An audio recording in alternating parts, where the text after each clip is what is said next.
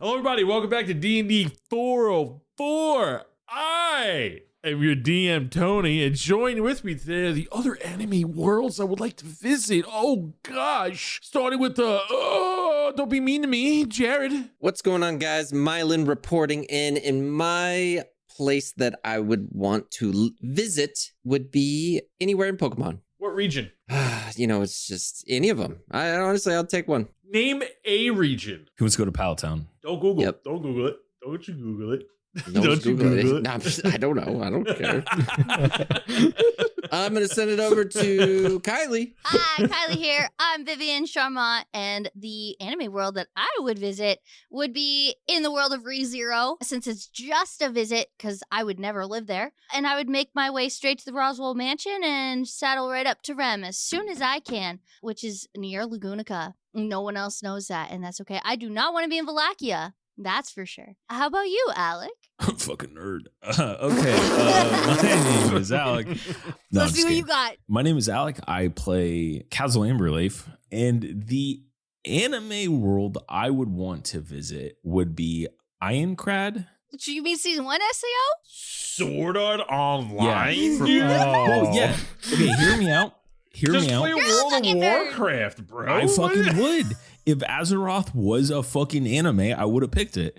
But it's not. So here we are. Sword Art Online's world. I think it's cool to visit. Wouldn't want to live there. Obviously, I wouldn't want to be like stuck in a video game. Yep. That's my pick. What about you, Dan? Hello, everybody. My name is Dan. I play Boram DuMarais, your bog frog artificer, and I would definitely want to live in the world. I had two options, a normal one and a weird one. Jared told me to do the weird one, and that weird one is the world of Polar Bear Cafe. I want to just go chill with a bear, just get some coffee with a bear, shoot the shit, eat some biscuits. If I could just hang out with animals that can talk, that sounds like a good world to me. So that's my world. I mean, there's a couple places in the city where you can hang out with bears all day, Dan. I'm just saying. Anyways, Tony, why don't you tell us the world you want to visit? I would visit the world of Yu-Gi-Oh, bro. I want to summon monsters with trading cards, dude. That world is so over-the-top dramatic. I love everything about it. Big, loud hairstyles, clothes with 10 million belt buckles. The top 1%ers just care about trading card. Bro, everything about the Yu-Gi-Oh world, I'm all about it. I'm all about it. That's where I would go. It's a scalper mentality, bro.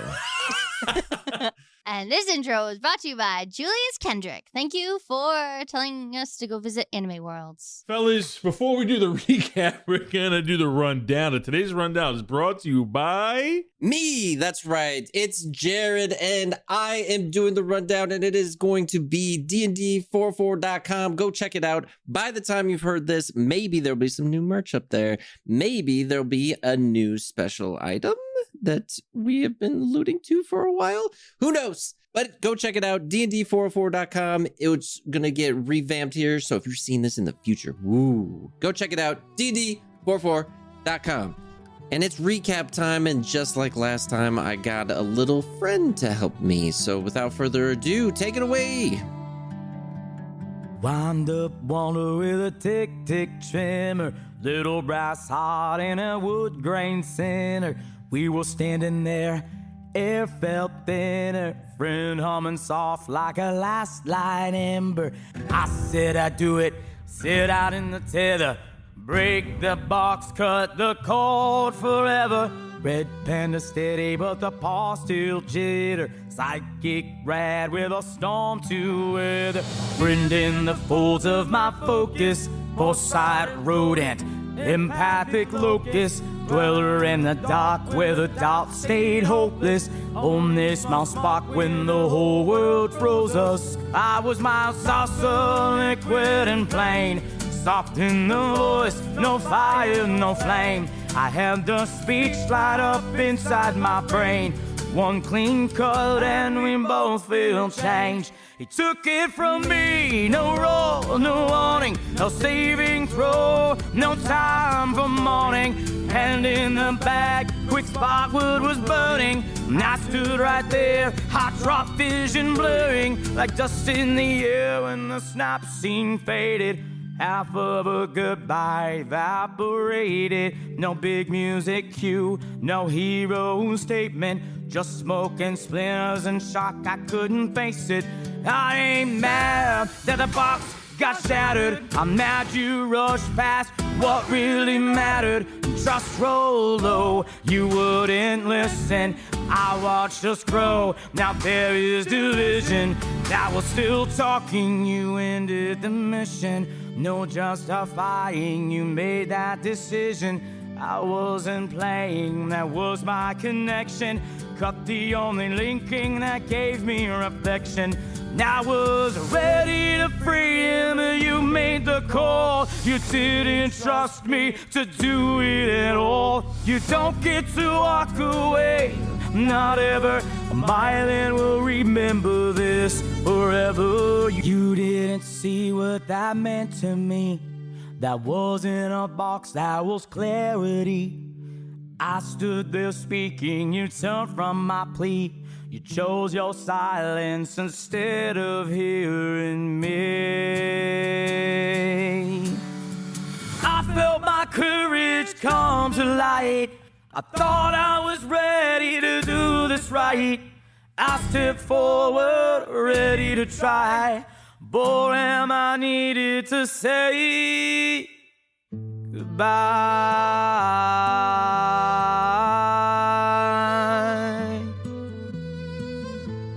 And that's Diamond. Thanks so much for helping us out. And if you want to catch more of him, make sure to check out the link below. Without further ado, Bard, play the intro. Disgraced in the Heartland, a star could set things right. Manufacture the magical and return us soul to light. From a scorched, fractured forest, the twilight in discourse. Cleanse the rivers that bleed in this swamp of deceit and remorse. Help us conquer the shadow, dawn with a bright glow. We'll find where we belong, but what will await us when all our secrets are gone? Myelin reporting in, Forest Runner, Midnight Stargazer, and Full-Time Snack Hunter. I am traveling with Vivien, a rogue who never listens to my plan, Kaz'il, a paladin who bribes me with food, and my own personal chauffeur, Boram the Artificer. This is DND404. Boyos, Girlo, welcome to session 14, where the party has split up to go take care of some important tasks. Currently, we have Kaz'il and Vivien sitting at the Charmant Manor, with Vivien just recently being scolded at by her father while wearing a very poofy dress and being interviewed and questioned by Garrix. Across town is Boram and Myelin, who had just stowed the horse at the Four-Eyed Owl stable. We're going to pick up with Kaz'il and Vivien, currently in a long, tall dining room hall after just being scolded by her father, as you are sitting there in this very large, floofy dress that's made to be shown off so that your father may look good in social events. What are the two of you doing? I take it Vivian's dad is like leaving the room, right? Like he like walked off. Yes, you two are alone right now. I think I kind of just side eye over to Vivien to like see how she's feeling, see what she's like going through. She's going through a lot. Vivien is pissed off. She is ripping at the dress, and she had just asked the maid staff to go grab some food to bring back to everybody. And I'm just gonna get up and go, I can't believe him. I can't believe this. This is absolute bullshit. I hate this place. I hate this family.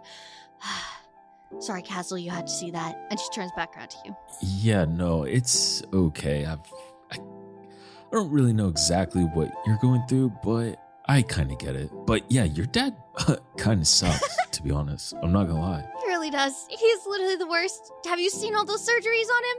He looks ridiculous. Yeah, what was with his face? He's so obsessed with elves and ladrins that he wants to be one. He's a human. I'm sure you could tell. Because it's botched. Yeah, no, I could definitely tell. Yeah, that's taxpayer dollars. That's not from our accounts. Anyways.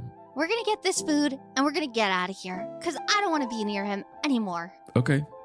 Kaz'il thinks about bringing up what Vivien and her dad were yelling about like where she was from, or what was said again about like the spawn of something. Vivien being a child of Avernus, and I said that is all his fault. Yeah. Kaz'il was thinking about bringing that up, but he definitely decides to put that on the back burner. Vivien's going to get up and just turn to Kaz'il and go, take any food you want. I'm getting the maid staff. I'm grabbing my stuff, and we're leaving. If there's anything you want, just grab it on the way. It doesn't matter. Okay. Kaz'il only grabs like 1 or 2 more things of food. He's not really gonna obviously take anything. Vivien's gonna march straight to the bathroom and grab her clothes. She's not even gonna change. She doesn't care. She's just gonna grab her clothes because she wants to destroy this dress. And if it leaves a manor, it can be destroyed. So Vivien, when you break away from Kaz'il to go to the bathroom, you look in the mirror and you're just looking at yourself, and it's making you more and more angry. The way that your father like spoke to you makes you feel powerless. Why you have taken to such a craft of like, in a way, petty thievery. Like this is a form of rebellion to you. And last session, you noticed your family portrait, and there was a family member on there that you had mentioned that stuck out to you, your sister Woolen. And you're thinking back to before you had moved out to your hideout, when you were trapped in this place that seemed like a prison to you. You start to remember on how there was more things you could take from here to honor the family members that you truly cared about. You remember that there was something you wanted to take from Woolen's bedroom, but your father never allowed you to, because that room of the house was barred off. It has been boarded up and locked away, and you never were really able to get to it or had the means to get to it in your former years, because a number of years have passed since you have visited that room. Vivien's gonna be real frustrated and change her mind real quick. She's changing back into her normal attire. And while Kaz'il is waiting, she's not gonna tell him because she knows he's a nice enough person that he would not be okay with this. She's definitely gonna go slink off as quietly as possible to go grab that item. Because now's the time. Because Vivien is saying goodbye to this place after this event. You head to the top of the stairs, and because you're so familiar with this home, I'm not going to have you make any stealth checks here, because you know the patterns of the waitstaff. You've lived here your whole life. You're very familiar with this place. You can seamlessly blend into the background because people knew you were here, you were arrived, you were expected, but you don't live here anymore, so it would be unexpected at any other time. You're using this situation to your advantage. You're slipping throughout the manor. You come across a bedroom door. You're now in this long hall of bedrooms, but this one is particularly darker than the rest. It looks darker because it has this foul memory shrouded over it. To you, it stands out. To anybody else, it would blend in with the hall. I am going to have to force you to make a lock-picking check here if you wish to enter the bedroom. 17. You easily pick this lock. Matter of fact, with a 17, it is as quiet as you possibly could be. And the door slowly creaks open as the rays of sunlight breaking through the beams of wood covering the windows into the room touch your face. The room is completely dark. It has this bluish, melancholy color scheme to it. There's a large canopy bed. There's this blue plush velvet couch with some dolls on it. There are paintings, hanging lights. All the furniture seems to be covered in thin white silk sheets. The floor is covered with dust. Matter of fact, that when you walk into the room, you're leaving very faint footprints behind from the dust-caked floor. As you walk into the room, you begin to relive happy memories and sad memories, as if you're watching them in the third person, as you're seeing a much younger version of yourself and your sister Woolen playing with dolls, talking about family theories or telling each other fairy tales, and all these visions are flashing before your eyes, as if you're seeing a vision of you two jumping on the bed, to the two of you laying on the floor, to the two of you brushing each other's hair, sitting on the couch, and then you are allured to the dresser across the room. Across from her bed, there is a thin white silk sheet laying over the dresser. Under the dresser, there is a jewelry box. That jewelry box contains something you would feel is very important to you. You know that she had something that was always inside that box, and she always kept it with her. There was always a shroud of mystery to your sister that we won't get into at this moment. You always wondered how she was able to get away with so much. You approach the dresser. You are now looking at this jewelry box. What is going through your mind? She is angry at everything that's happened, angry at what's been taken, frustrated about the fact that it's dusty in here, but really missing her at the same time. And she's definitely crying while she's reaching out to grab this jewelry box because it's been her entire life that she's had no idea what's in it. And now is the first time she's ever been able to reach it. It's a big moment for Vivien, so she is waiting with bated breath to open it up, but she's also very nervous because it could be nothing at the same time, and her sister could have made a whole stink about it just to tease her as a kid, but she's hopeful that it is something. You open this jewelry box, and inside on this plush red pillow is a brooch she would put in her hair, and she would wear this all the time. Matter of fact, she was wearing this the last time you saw her. It kind of looks like an angel wing. Vivien is going to reach for that and put it right into the inside of her shirt so that it stays nice and close and safe, but nobody can see it yet. You take the brooch,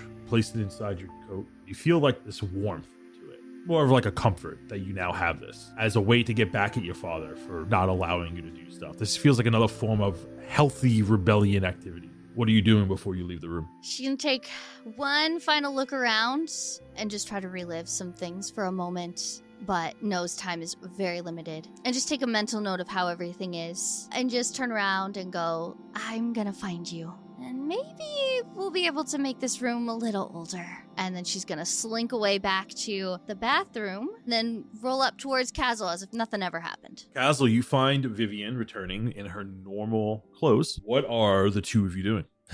Much better. You feeling yourself again? A little bit. No, I would like to punch some people first, but that's okay. We could save that for later. Yeah, maybe next time. Maybe Boram can find us a bar fight. Or not. We'll figure something out. All right, you ready? Yeah, let's go. Did they give you the food? Yeah, they did. Yeah, Kaz'il definitely has like all the food like in the bags or whatever, however they gave it to us to hit the road with. Awesome. Vivien will try to take one off your hands to help you. Kaz'il definitely doesn't let her grab one. He's like, no, it's fine. I got it. All right, if it's all you, that's fine. I'll take the doors. Right behind you. And we'll make our way out of that place. We pass over to Boram and Myelin. As the sun is finally setting over Boldaris, it is now the evening. The two of you are now walking into the Four-Eyed Owl. What are you doing? As you see, the bar is somewhat filled with people. Seems like a normal dinner drink rush. All right, Myelin, go make us a table. I'll grab us some good grub, you know? Myelin just goes and plops down at whatever table he can. The only one that he's known, actually, now that he thinks about it. While Mylin's sitting there waiting, his left hand is kind of just scratching at his top of his right hand, and he's just very uneasy. Hey there, Mr. Humble. Good to see you again. Ah, Mr. Boram. How are we doing today? Well, you can see I come back because I like this place so much. You can see that. A lot of people like this place, as you can see. I'm gonna make it a staple. Listen, first I need some, let's just do maybe some chicken and potatoes. That'd be good. Chicken and potatoes, absolutely. Yeah, 2 meals. And I'm gonna need a glass of milk. And you got strawberries? I sure do. Yep, I'll take some strawberries and then a shot glass filled out with water and 1 shot glass filled out with sugar. And I'll take some of that. And you see he takes all that down. Says, all right, it's going to cost you about a gold, 7 silver. Gold and 7. Good. Decent prices here. More than the stacks, but a bit of food, so I'll take it. I'll wait to grab the food and then walk over to the table with all that stuff. As Boram's paying, Mylin's just kind of looking down and looks just like the saddest thing possible, and he's just kind of sniffling to himself. Hey, let's eat a bit.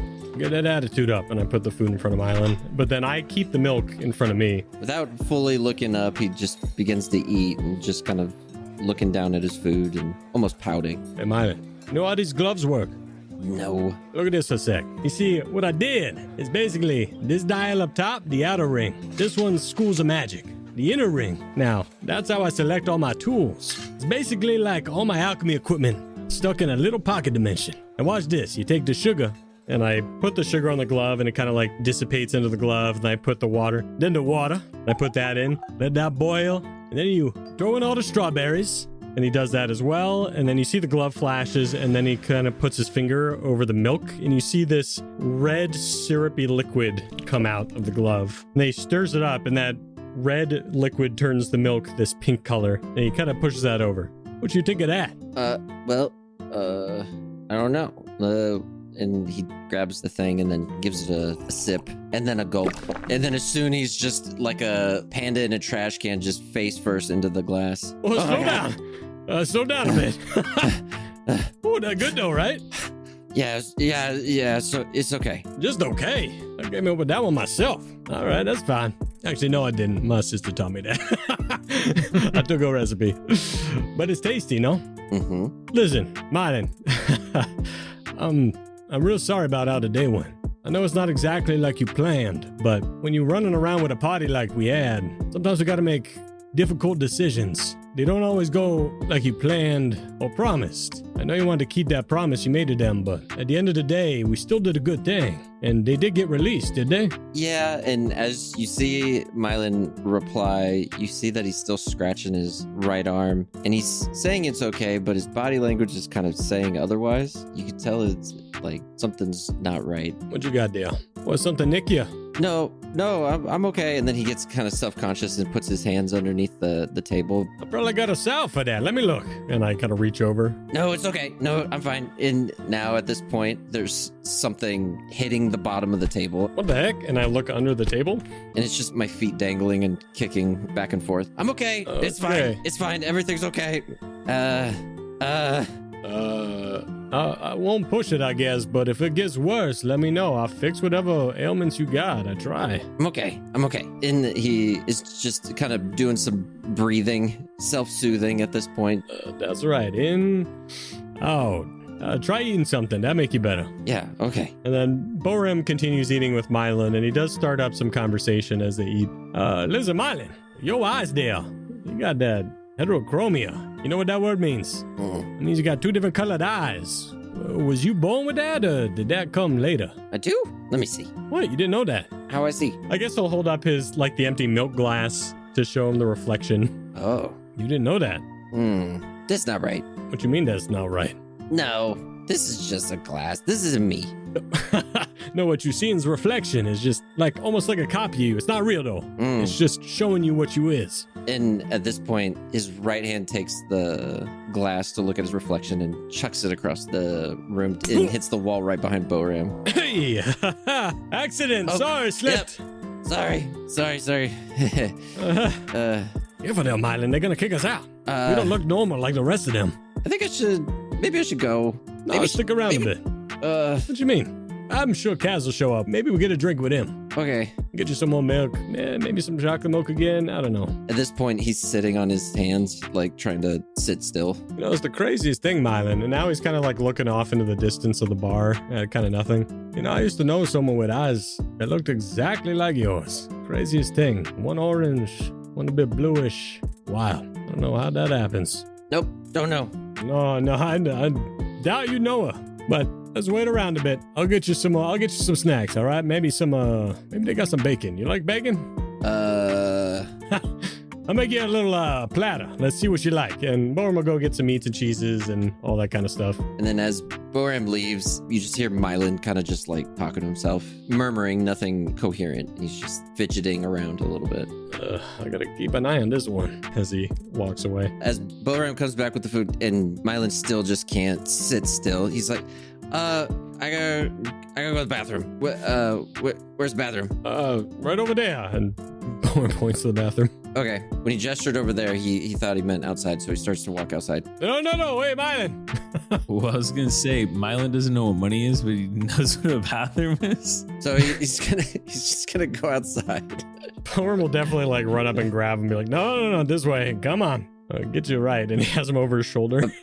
Bathroom's this way. No, it is that. Oh, that's right. You used to outside, aren't you? He'll take him up and show him where a normal bathroom is. All right.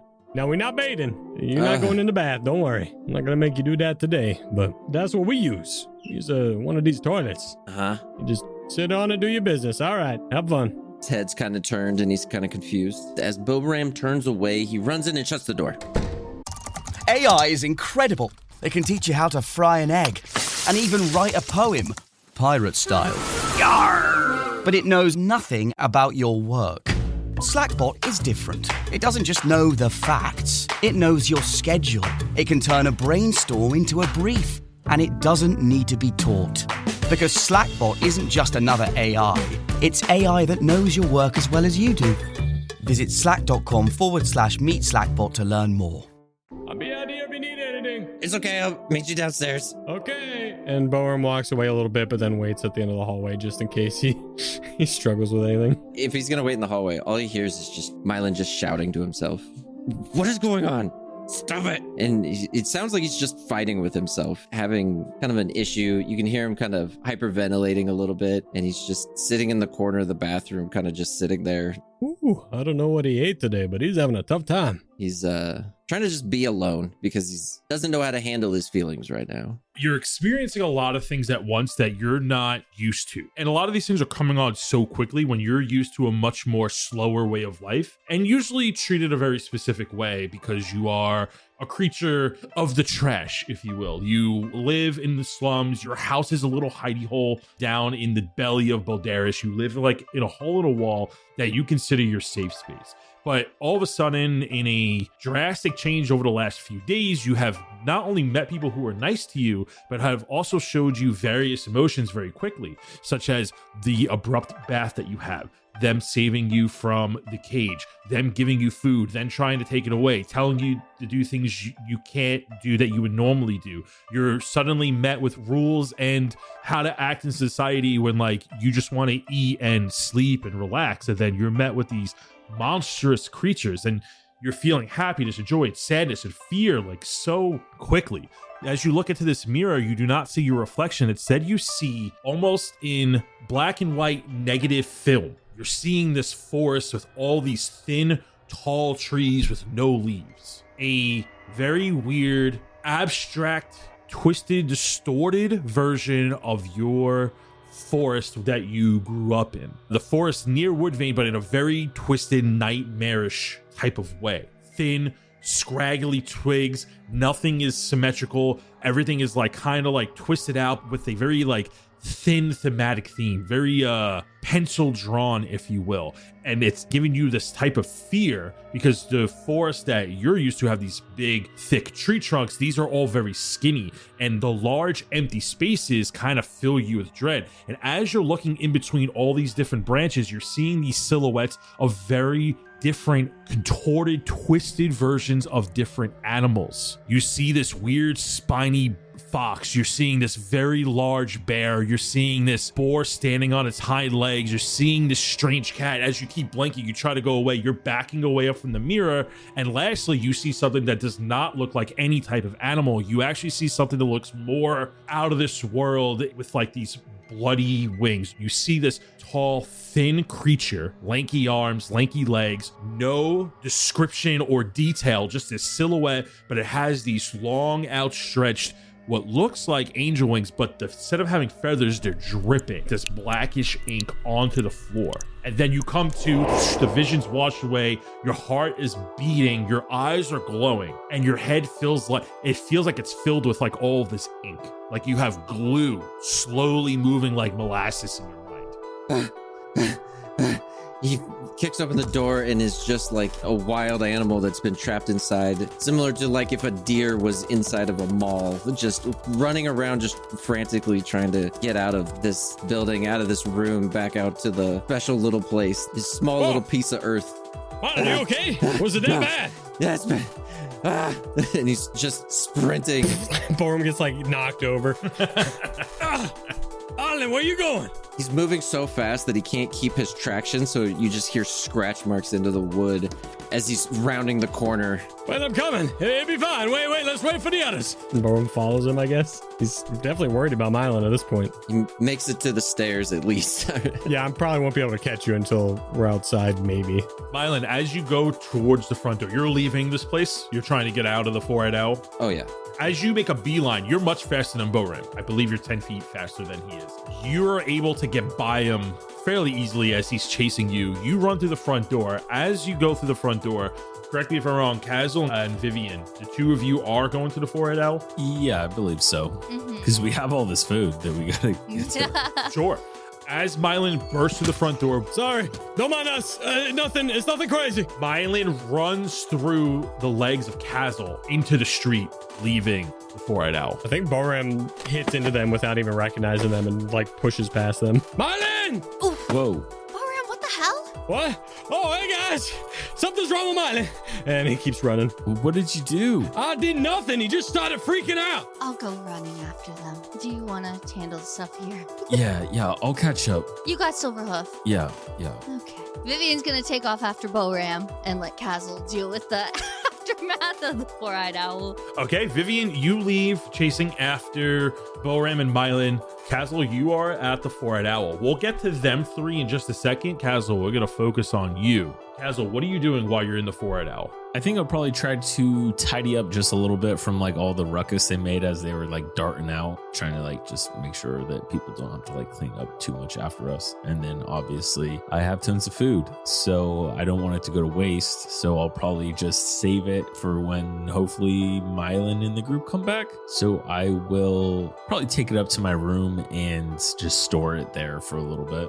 As you're heading up the stairs, you see Mr. Umble walks over to the end of the counter. Be like, hey, Kaz'il, real quick. I went into your room earlier. Somebody had dropped off a package for you. I'm not really sure what it is. I left it on your table in your room. A package? Yes, you had a delivery? Interesting. Okay. Not as far as I knew, but thanks. I'll check it out. Absolutely. When did this come? Earlier today. Kaz'il thinks back. Not a lot of people from Kaz'il's past know where he is right now, so he's very intrigued to see what this box is. So you enter your room. Your room is on the second door of the right when you go into the second level of the Four-Eyed Owl, and the room is like an L shape. In your room, there's a dresser. There is actually an armor rack there, and then there's a table with 3 chairs, and you have this big bed with some foot lockers there to stow some of your stuff. You have an armor rack to hang your armor when you go to bed for the night, and there's like a little curtain area that if you ever need like privacy, like changing room or like need to wash up. It's not a bathroom in there, but it is like a bucket with water to kind of get the stank off. And you walk over to the table and you do see like this brown package there, and it has like this brown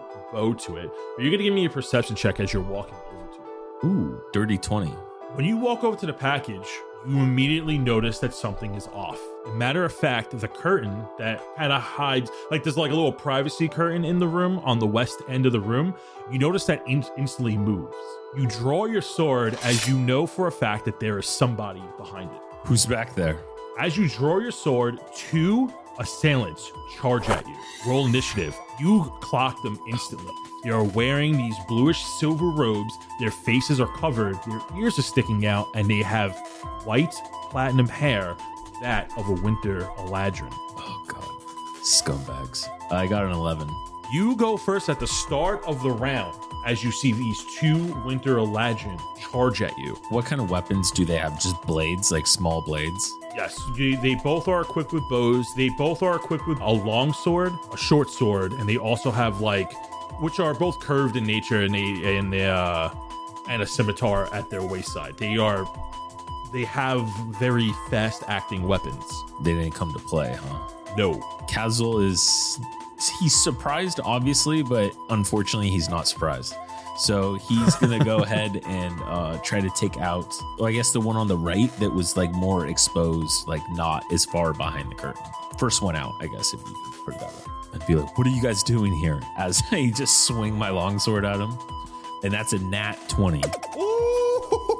Yeah, boy. Oh, that's amazing. Okay. I would like to smite as well. Yes. And you want to know what's great about smite? You get critical smite damage. So for those that don't remember, we're using the weapon crit rule. So when you do a critical hit, you do max damage plus whatever you roll. Okay, so it's a thunderous smite. So it's 2d6. So it would automatically be 12 damage. It is 53 damage total. Be like, shit, I was supposed to ask them a question. What kind of sword are you using? It's a long sword, but I'm using it, since I do have a shield, I'm only rolling a d8 rather than a d10, because it is a versatile weapon. As this winter Eladrin that's trying to get the jump on you, you slam your long sword so far into its shoulder that you cut halfway down, and then you hear this thunderous boom erupt from your blade as if the god himself was granting you this boon of power to smite your enemy before you. As you see that not only does the blood cease to drip from the wound being soldered, but you now see the skin break apart from the thunderous echo booming from your blade and drops to the floor, instantly dead. You see that the other one looks down at the floor, looks back at you, and continues to charge. What else are you doing? So that is my turn. I just say, okay, I guess you're next. Again, what are you guys doing here? We move to initiative 10 as it's this other Winter Eladrin, and he looks at you with his cold eyes, and he goes, the winter of silence has come to hush you. And then he moves forward into your melee range, and he is going to make it 2 attacks against you. He got a natural 1. We're on par. Okay. Yep. And misses with an 11 as you block it with your shield with ease. Okay, looks like you guys still can't fight over there in the Winter Court, huh? And I'm gonna go ahead and take another attack. Roll hit. Oh my god, that's another nat 20. Are you serious? Did you already complete your goal? And I'm gonna smite again. Wow. I feel like I have to. He did it. Yeah, that was my goal for the campaign, right? 2 smites in a row. 1 in 400 chance. He 2 just did it. critical smites in a row. Okay, what's the damage? So this time it is 50 damage. How do you kill him? So I would like to maybe grab him, and as I'm, I guess, taking my blade and I'm putting it through his like stomach, I bring him really close and I just say, "Who sent you?" You will fall like your court. And blood drips from his mouth as you feel him go limp on your blade. Before he goes limp, holy power comes down and smokes him. Okay, have it your way. Kaz'il, you look at these 2 Winter Eladrins dead on the floor, and you notice that their blades are that of Eladrin craftsmanship. And the one that you just had on the floor, you notice that one looks particularly fancy and definitely catches your eye as you go to like loot their pockets. You don't find much. Matter of fact, you don't have any money on them. You know that Winter Court assassins, that you would probably call these assailants, the cold warfare that the different courts tend to play on each other from time to time, that this was 100% an assassination attempt against you. You know that they don't carry much on them, and that's because if they were to fail, there's nothing to leave behind, and they would die for their secrets. You see that they have their Eladrin garb on. You notice that one of the swords looks particularly well crafted. It is a +1 longsword. Okay, I would just like to make sure it's not cursed or anything like that. You would need to do a check during a long rest to do that, okay. Or you need to have an ability to do that. But given the scenario, I'm a DM to player, you can most certainly know that this isn't cursed. Okay. Man, I didn't think they'd find me out here. Well, time to move. And I take the sword and I pull it aside and I start gathering the corpses and everything. And I would actually like to open the box that was on the desk and see like what they were planning on doing, but I'm doing it very slowly. Make me a dexterity saving throw. 17. You're going to take half of 9, so you're going to take 4 points as the box essentially explodes on you, and you get this ink on your eyes that gives you the blind condition. So I think I don't take anything with Shield Master Evasion, which allows on half damage success. I would be able to use my reaction to take 0 damage instead. Of course. And as you sit there, you block yourself from this explosion with your shield, panning over to the middle of the city in the Westerly District. Myelin is scurrying through alleyways. Always running.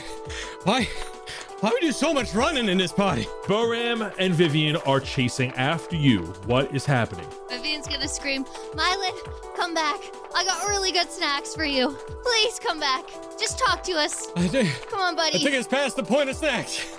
Myelin, come on. Get over here. Myelin, you are cutting through alleyways and going through buildings, trying to get away from Vivien and Boram as they are chasing after you.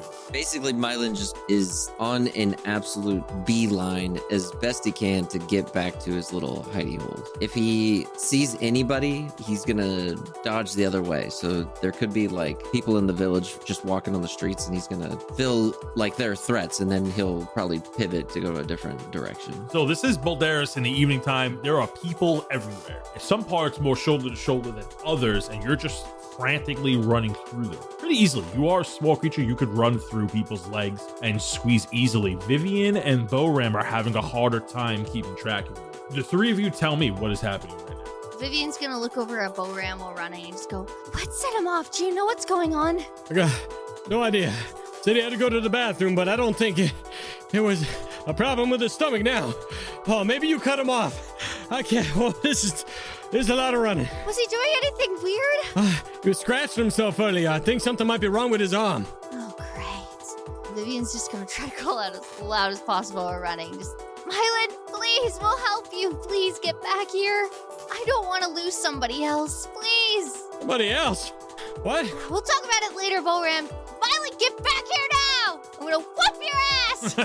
Vivian's pissed. She's had a day. She's tired. Sure. She's just running and screaming. Myelin, what are you doing? He wants to just get away from everybody. So right now he's kind of frantically looking side to side. If there's a group of people, he's pivoting to a different direction.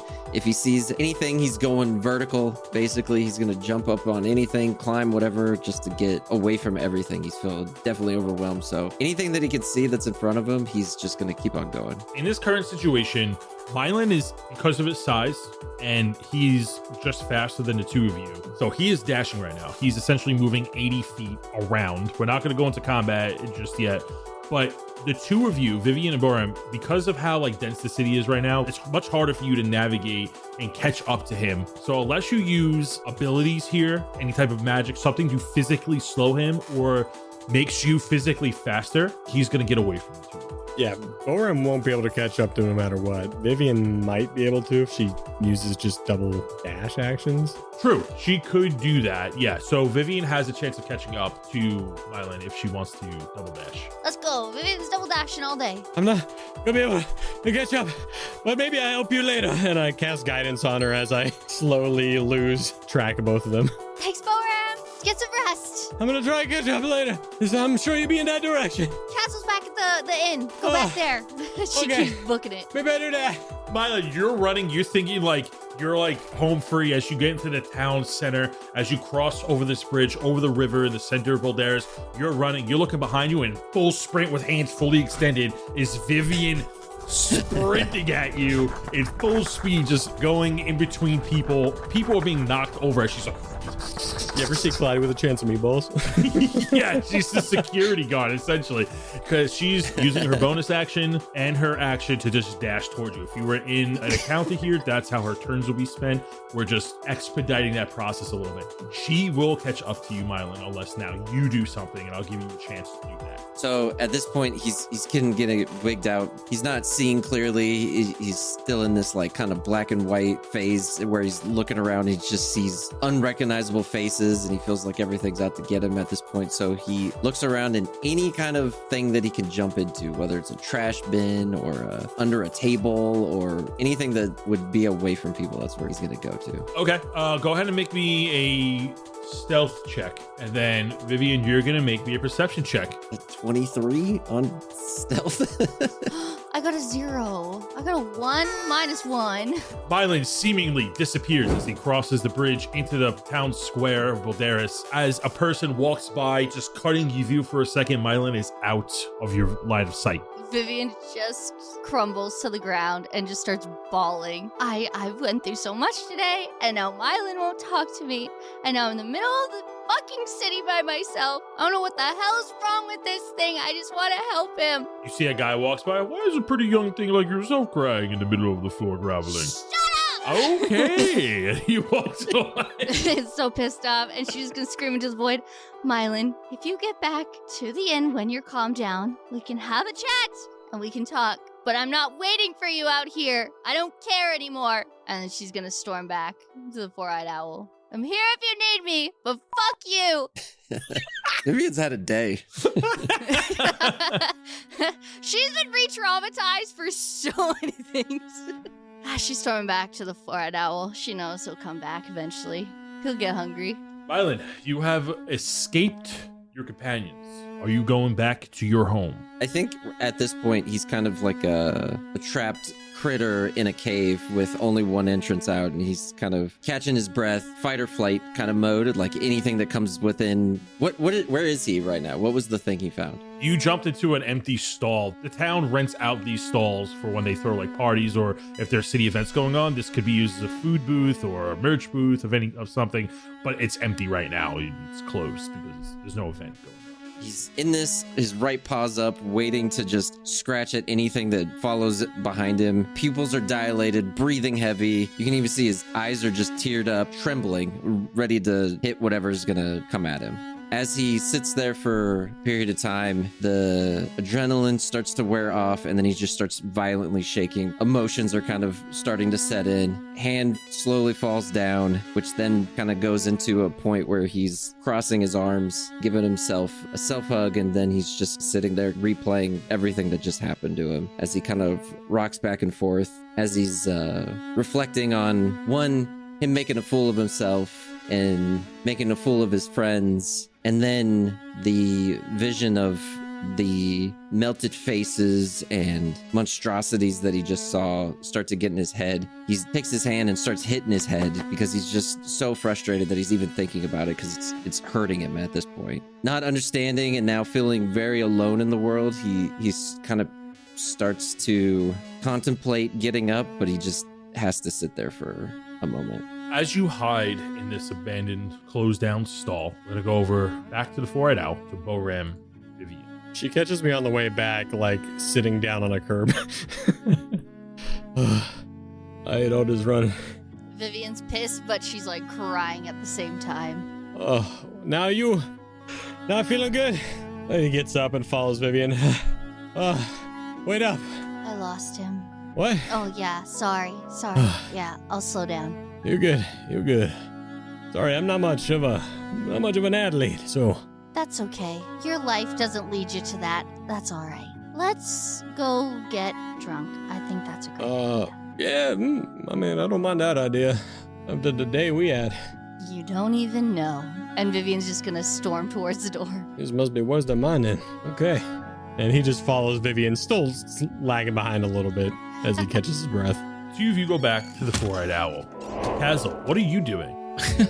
I feel like Kaz'il's trying to clean up in his room. He probably goes downstairs and to Mr. Umble and goes, "So, who did you say saw the package get dropped off?" Oh, well, the courier service dropped off the package. I just put it in your room. Okay, well, unfortunately, there were two. Kaz'il looks around and goes, "Assassins, waiting for me in my room. And the package was a trap." Yeah, unfortunately. What do you mean there were assassins in your room? Well, I mean, they were hiding behind my curtain, and when I walked in, they jumped out and tried to kill me. He has this face up. Yeah, I know. I had the same look on my face. Yeah. You're telling me there's two dead elves in my... Yeah, see, that's honestly why I was going to really tell you. I was either going to throw them out the window or try to We're bring not going to do that. We're not going to do that. See, let me go up there and see. Exactly. Let me just... That's why I was telling you. See, that's how good of a customer I am. Hey, Celeste, as she goes over to the other barkeeper, do me a favor and watch the front for a minute while I go take care of a situation. And you see that Mr. Umble follows you up the stairs to your room, walks into your room where you're staying, and the two of you are now looking at these dead elves. Yep, see, that's them right there. Yep. You did this? Yeah. I mean, it was either me or them. Like I said, they tried to kill me. They look a little blue around the gills. Is there a reason for that? It was a really heated encounter. I'll put it that way. Yeah. Okay. Now look, okay, they are not from here. I'll put it that way. Oh, really? Did the icy chill around their face and the platinum white hair give that away? I mean, yeah, pretty much. Wasn't sure how in the know you were about Eladrins and the Fae. So, yes. And Kaz'il just blankly stares at him. How important are these two? Not important at all. They will not be missed. He lowers his monocles at you. He looks at you through the top of his brow. They're not going to be missed. Do I have your word on that? As far as I know... I give you my word, as far as I know, they will not be missed. Are these two part of a bigger organization that I should know about? Okay, so from what I know, they do work for the Winter Court. these are Winter Court assassins. This is political. And you see that he taps the symbol on your armor with his knuckle. It's not a political thing as in the court sanctioned this. I have a feeling that this is an unsanctioned attack by the Winter Court. This is some wet work, black ops shit. Kaz'il just cusses. He doesn't even care. He's like, they are definitely probably not supposed to be here. Give me an insight check. 12. You see, with a 12, you notice that he's taking this rather well and calm. Like, he just found 2 dead bodies in his tavern that he owns, and he's not, like, screaming or immediately calling the authorities. He turns and he looks at you, gives, like, a soft smile. You see his eyes closes, and he looks at the dead bodies on the floor, and he looks back at you. And then he puts both his arms, like, on his shoulder, kind of like a comforting. You know, I adore you, and I like having you here. I have 2 dead Winter Legends, not from this plane, as you mentioned, and given their symbols and your symbol and how similar you look, but with unique contrasting appearances, I'm gonna have to respectfully ask you to find a new place to lay your hat.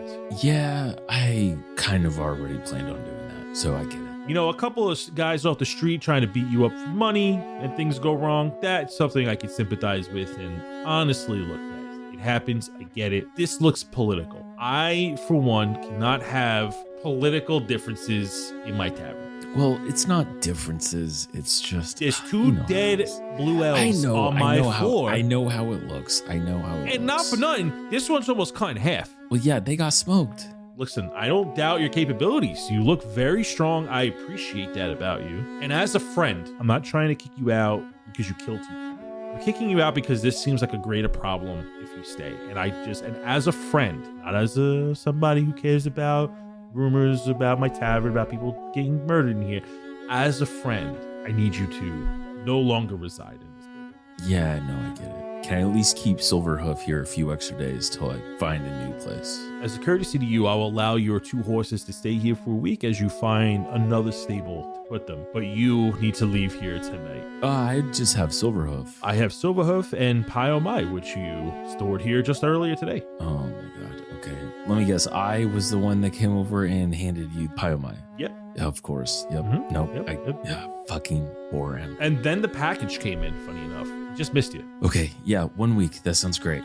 I give him 20 gold. As you go to hand him the gold, he puts one hand underneath and one hand over and closes your hand around the money. He goes, No. I have this handled. You don't have to worry about this. I'll remove these 2 bodies discreetly. And if anybody comes asking questions about it, I'm going to say that I haven't seen you pass today. Perhaps if they look like these fellows, I'm going to assume that they got the job done because your whereabouts is no longer a concern of mine. I haven't seen you. Yep. That sounds great. You keep that money, you go buy lodging somewhere else. Okay. Preferably in another district. Damn, I was going to go just next door. Okay. Yeah. I'll figure something out. Absolutely. Maybe I'll have to stay with Boram and really drive him crazy. Who knows? Kaz'il was definitely planning on relocating anyways. He doesn't like the fact that they were able to find him or at least know where he's living. So he wants to keep Pyomai and Silverhoof here mainly because he's going to try to as discreetly find a new location to stay as he can. Okay. So you leave the room. Mr. Umble stays behind for a moment as the door closes. You go back to the first floor. You go back downstairs where Vivien and Boram are. Oh, I have all my stuff. Hey guys. You don't have a lot of things. You have like 2 large military sacks. Yeah, but I have those. I have the sword. I have their food. True. Were you leaving? Yeah. Yeah, you know, Did something happen? Yeah. Just not, I'll definitely tell you guys about it. And I kind of look around like over my shoulders and stuff. Must be some more of that Eladrin Feywild kind of crazy work Joey, stuff. I got a real fucking problem with you. Stop dressing up as me. What? Who told you? I would never do that. And he's got a wide grin on his face. Vivien turns around. You did it again? He knows he's been caught. He's not even trying to lie, but lying. You know what? Kaz'il, do you know where you're going yet? Yeah. Yeah, Boram's place for at least a night. Pardon, what? Yep, that's what you get. Yeah. What?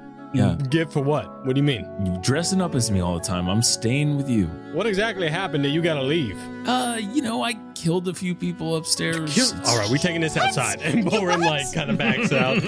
That's why I said I was gonna tell you later. Walk and talk. I was saying I was gonna just tell you guys later. Oh my god, what a day. What a day indeed. What is happening? I take it we're like walking and talking. Look, okay, I got home. I apparently was told I had a package that coincidentally was delivered as soon as you left as me. Ooh, glad I didn't get got then. And Boram, shut up.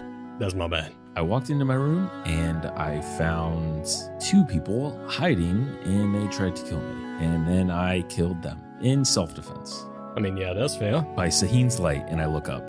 I don't know if it's daytime or nighttime, but It's nighttime. You see a very, very transparent vision of Sahim in the clouds giving you the symbol. yeah. So, anyways, I murdered them, and I look around. Well, no, I didn't murder them. I killed them because they tried to kill me. And killing, still murdering by definition, though. Well, no, but murdering is killing, but killing is not murdering. I killed them, I didn't murder them. Aren't you a paladin? Yeah, that's what I'm saying. I killed them in self-defense. You guys really got to learn the difference, okay? But anyways, there's a really long story I need to tell you guys, but they were from the Fae, and they know who I was, and well, they knew who I was. So there's people after you, basically? They're not necessarily after me, but they are always on the look for me. I'll put it that way. Do we need a place to stay? That's secret. Yeah, probably. I probably do need a place right now. But as I said, I'm gonna stay with Boram because, he owes me. That's fair. If you need a place, I got you. I don't want you to stay there, but if you gotta stay somewhere, you're more than welcome. If we need somewhere secret that we don't have to go through someone's living room, my hideout is nearby. Ooh. We can go there, we can grab Myelin somehow, or at least try to flag him down so that we can tell him where to go. And no one should bother us. What about horses? Because Silverhoof and Pyomai, I look at Boram, are both back at the Four-Eyed Owl.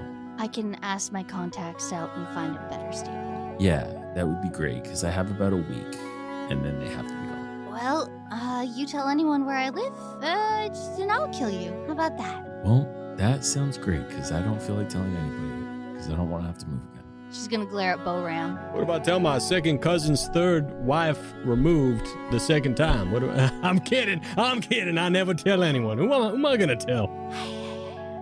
Vivien's just super tired. She's like, I don't know how we're gonna tell Myelin this, but let's go. And Kaz'il, okay, is there any way we can make it a little less bulky? Can we help you out so we can try not show people where I live? Yeah, you know what? And Kaz'il reaches into his bags and he pulls out a cloak, and it's like a very dirty brown looking cloak that he purposely is draping over himself because he needs to cover his gold bronze armor, and he needs to be just a little bit more inconspicuous. I was hoping it'd be a cloak of invisibility, but hey, that works too. That's awesome. Boram, you're fine. I'm sure you can sneak in. Well, what do we do about Myelin? I lost him in the main part of the city, like somewhere around. He's nearby. He just needs to cool off. We could even leave Kaz'il's stuff and maybe drink at the Four-Eyed Owl until he's back. No, I don't think I'm really welcome there anymore. Should we disguise Kaz'il maybe? No. I owe it to Mr. Humble to not go back. He's doing me a real solid, especially with Silverhoof. Does anybody have the ability to, talk to Myelin somehow? Get, a link or something? I got an idea. Maybe a way we can get him out. Oh? I could disguise myself to look like one of them, and I'm sure he'd come running. Oh, that could be really awful, too. But that is good. Yeah, it could go really bad. What if you just show us where your hideout is, and then once Boram knows where it is, he goes and waits for Myelin at the Four-Eyed Owl? Yeah, actually, that's a good idea. Let's do that. You cool with that, Boram? Whatever works. All right, come on. You navigate through the city. You go through various alleyways. You see Vivien begins to hide her tracks. You see that she makes turns when no one's looking. It's hard for you to keep track of her because when you go to look away to see if someone's looking at you, Boram and Kaz'il, she's already turned down another alleyway. Left, right, south. heads north. You see that she goes back in a circle just in case anyone tries to follow her. Wraps around a fountain, keeps looking left and right. And then you see that as she goes down south into the city towards the center square, you see that this group of people quickly sneaks through, goes up a flight of stairs into one of the upper districts, quickly moving down some stairs, across some churches, through a garden, waits behind a wall, goes to the river, looks left and right, heads south along a red gilded wall, and sneaks into this beautiful courtyard with this tall building, this tower-like building that has a garden, a beautiful well, and surrounded by 4 walls. Next to this stable, where you see now entering inside its walls, you see this beautiful Charmant carriage that the 4 of you traveled in when you went to Rockhead Forest, and you see this beautiful, smaller estate. There is a house there that is 4 floors high that looks like a tower that overlooks the walls, overlooking this beautiful waterfall into the center of the city. It's nothing too crazy. I do have a stable. I forgot. By the way, it's on the side. She says she got a stable and says it ain't too crazy. What's she talking about? This is wild. It's not too much. Just we could keep the horses here if you want to keep them with Mr. Humble for a few days to slowly bring them over. Sure. Welcome to my home, I guess.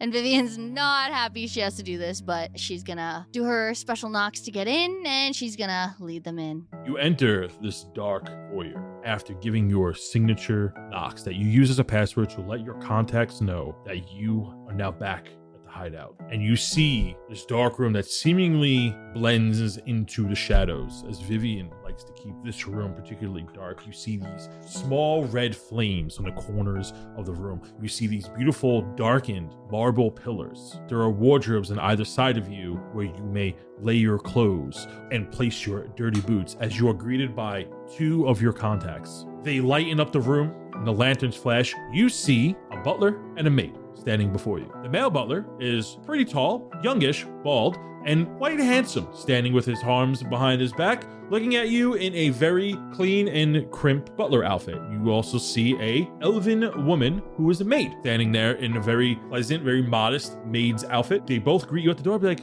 "Lady Vivien, welcome home, and I see you have brought guests. First guests in a very long time."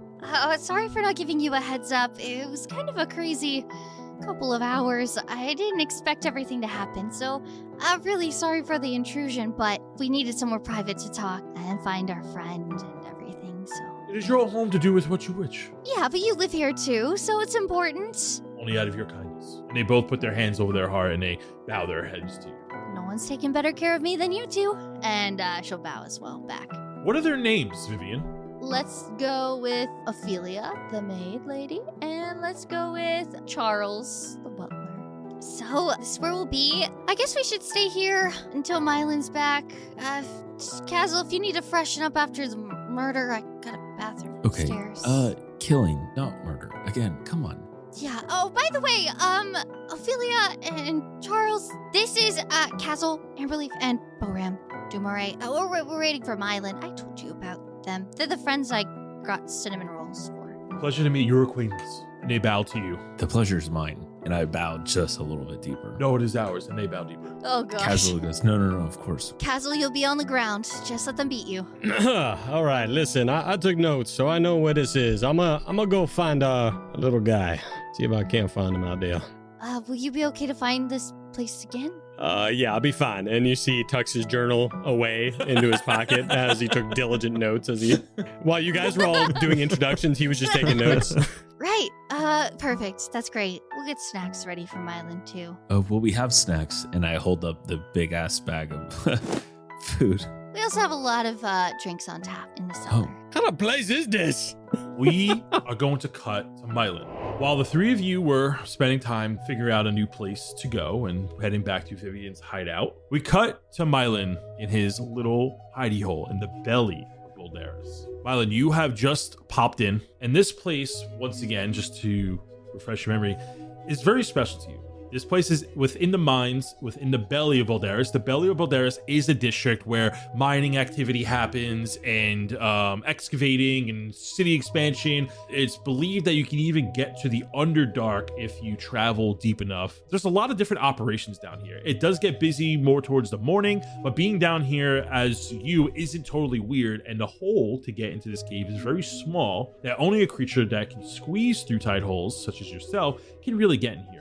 But what's unique about this place, besides your rags and clothes and empty jugs of milk that you've been collecting over the last few days and little sacks of scraps of food you've been saving, are these beautiful obsidian walls that surround you. In here, you do not hear any noise of the outside world. In here, you are alone, but you're at peace here. And you're in the corner of the room and you're just getting some time for yourself, and you close your eyes. You're trying to get a grasp on your breath. What is going through your mind as you've now spent some time resting here? I would say the moment I walked in, my heart rate went down about half, at least. Finally able to feel like some normal is going on in his life in the chaos that's been the last few days, and is finally able to sit with his empty thoughts after they've been so chaotic for the past couple hours. Myelin, just refresh my memory. You have some of those meteorite pieces, right? Mm-hmm. Quite a few. We'll say between all the events where Boram and Vivien and Kaz'il went back to the estate, you hiding from them when you had run off, we'll say about an hour and a half, 2 hours at most have passed by, where you have gone back home and collected yourself. And you've even like dozed off here and there, trying to go back into your own. But you wake up to something shifting about in your home. You see that there's a lump moving.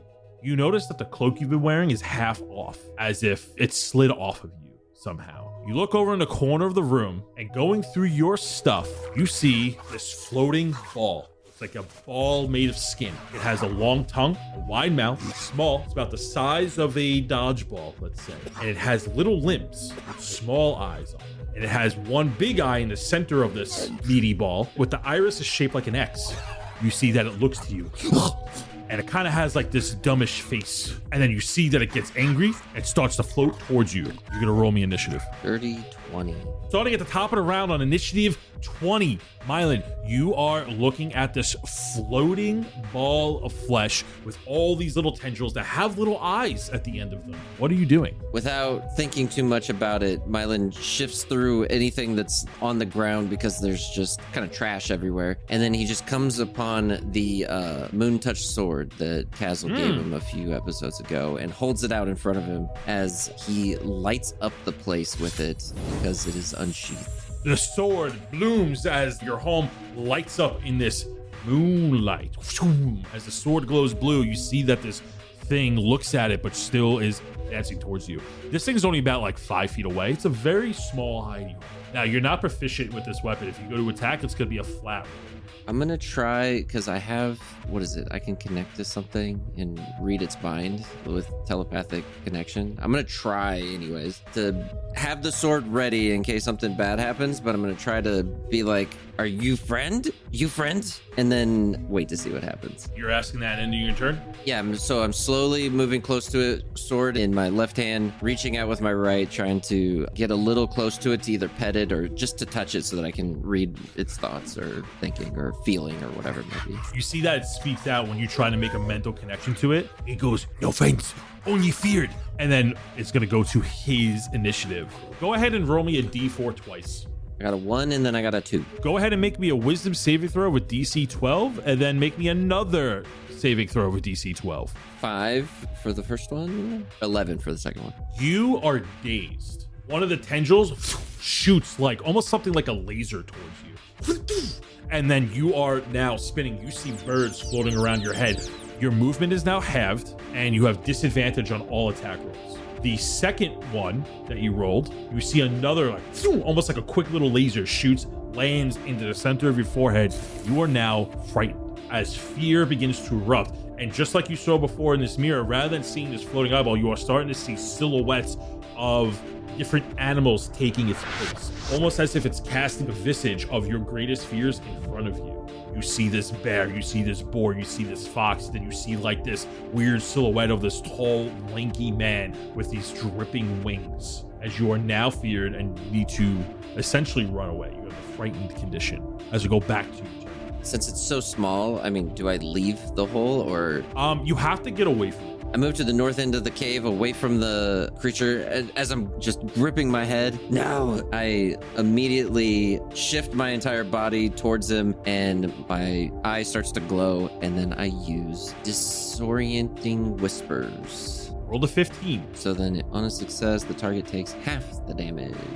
So that's 8.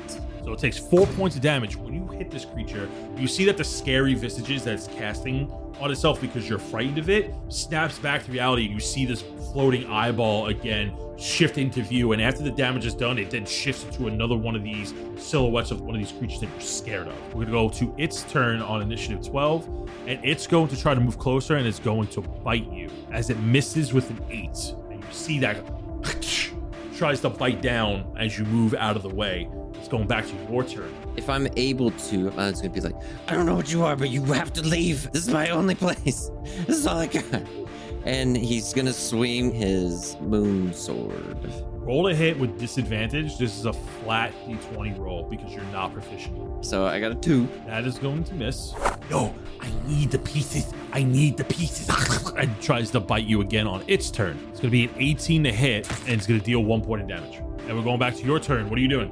What? I don't understand what you need. Look at this. It's a small hole. It's just me. And then he's going to use Mind Sliver at this point and just try to get this thing away from him. Target must make an intelligence saving throw. It fails horrifically. As I miss with my sword and he tries to hit me, my right eye finally gears up and it lets out Mind Sliver and hits the target for 3 damage. You see that as it takes its damage, it feels very weakened, and you are no longer frightened as it loses that edge. The fact that you're able to hurt it and you have such a intellectual dominance over it, because it got a -2 on its intelligence roll. You get a sense that this thing is not in any form or fashion intelligent. This thing seems mindless, and the intellectual superiority that you had over it for just a moment, it begins to like freak out and it flies towards you so much that it's trying to get inside of your cloak, trying to hide, and you're like trying to slap it away with your claws. And as you go down to slap like your shirt, you touch your belly. It has disappeared within your cloak. That can't be good.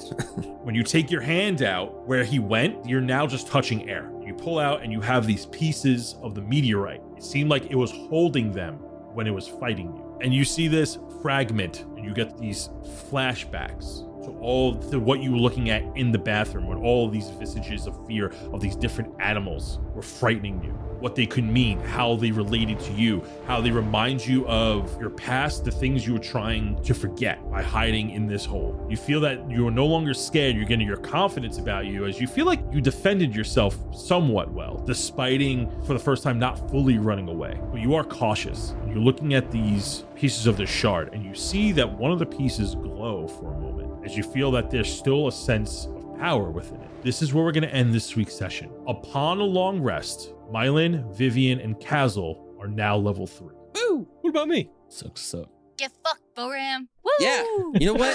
Mylin's not mad about it, actually. Yeah, that's what you get for dressing up. Maybe you spent more time as Boram, less time as Kaz'il, bro. You have more XP. Boram gets a level 1 in Kaz'il. I don't know. No. No, Boram, something didn't happen yet. So, what does this mean for level 3? Ooh, little integrate into the story a little bit. The 3 of you get subclasses. Mm-hmm. Yeah. So, next session, the three of you are required to reveal those in your own unique way upon a long rest, which is going to be relatively soon, or perhaps the start of the next session if we do a little time skip, because it is technically the end of the day. You got 3 people at Vivien's hideout, and we got Myelin in his hidey hole. Well, Boram went to go look for Myelin, right? True, he is still in the city. Give him a nice stroll. Yeah, Kaz'il is definitely going to go to sleep. So the 3 of you are required to level up in your own special little way. I would like the 3 of you to prepare something on what that looks like for next session. As you level up to level 3, what happens within your mind, externally, internally, what resolutions you may have, and how it relates to your character. Been waiting for this moment. And if you want a specific event or something specific to happen, please let me know if you would like me to narrate something that also happens when you level up during this long rest. Myelin evolves into Ninetales. Spoiler. Good sesh. A lot of happened. Does anybody have a recommendation for this week? No. No. Hey, Tony, do you have one? I do. You know me. I like my militainment, but this one isn't exactly militainment. It's about cops, however you feel about them, but like specifically drug busts. If you haven't seen The Rip on Netflix, it's actually way better than I thought it would be. I thought it would be a cheesy Netflix cop movie, and it is actually a little more involved than I had thought. And you know, you could tell they really tried hard with like twists and stuff, and I recommend it. It was definitely a good watch. I love a good twist. Has a lot of good actors. Ben Affleck, Matt Damon.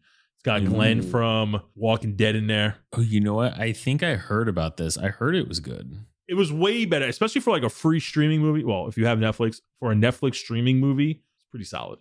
Now, Dan, why don't you go ahead and spin the wheel of intros, and we'll find out what we're introing next week. Woo! That's Artemis. Artemis.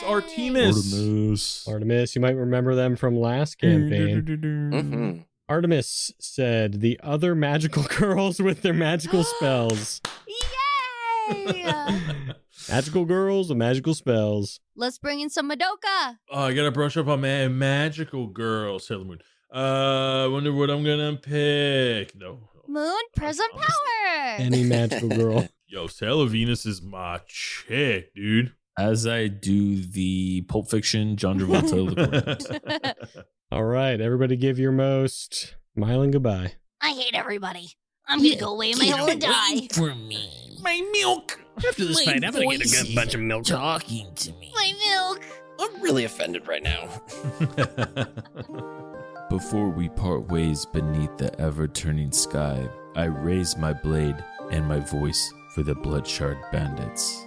You walk paths few dare to tread, steeped in danger, soaked in resolve, and lit only by the fractured glow of crimson shards.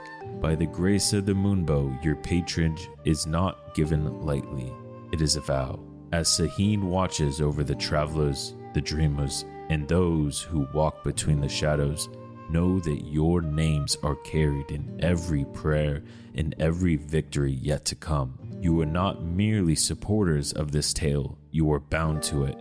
As comrades sworn beneath the moonlight and oath, may your steps never falter, and may the night always reveal its secrets to you. Artemis, guardian of Kemijo, Julius Kendrick, the Dread, Lord Dharma, Sly, the rogue changeling, Knockmock, Novo's biggest competition, Brandy, Woodburner, Gloric, Nightbreaker, Aponi, Lightbringer, and the definitely not stupid Goblin. To the Sijic College alumni, scholars of the arcane, keepers of lost truths, and minds sharpened by curiosity, I offer my thanks. Your wisdom strengthens this journey, and by Saheen's light, knowledge shared in good faith is a sacred thing. May your studies ever deepen, and may the moon guide your ink and incantations alike. Mongo, the purple Yeti giant. Signor Geo, a retired knight turned monk. Punk, the shadow elf. David LeChance, the human. Chartreuse, Charlie Vexshade, the sorcerer. To Humbrea's heroes, your faith and support shine like moonlight on a quiet road, guiding us farther than you know. Men with glass, Kazus, the frost dragon-born warlock. Johnny Tar, the human. John Carroll, the human. Hart, the iron hammer. Drown, the barbarian. Cypress Daywind, who frequents Novo's food cart. Annie, the master of weapons. Bjorn, battle born. Morgeth, the unbroken. God, the lizard folk, rune knight. Plick, the warlock. Bree Carlson, Kivlin, Ninthadir. Balasar, Turnroth, and Brahm, Ironspud.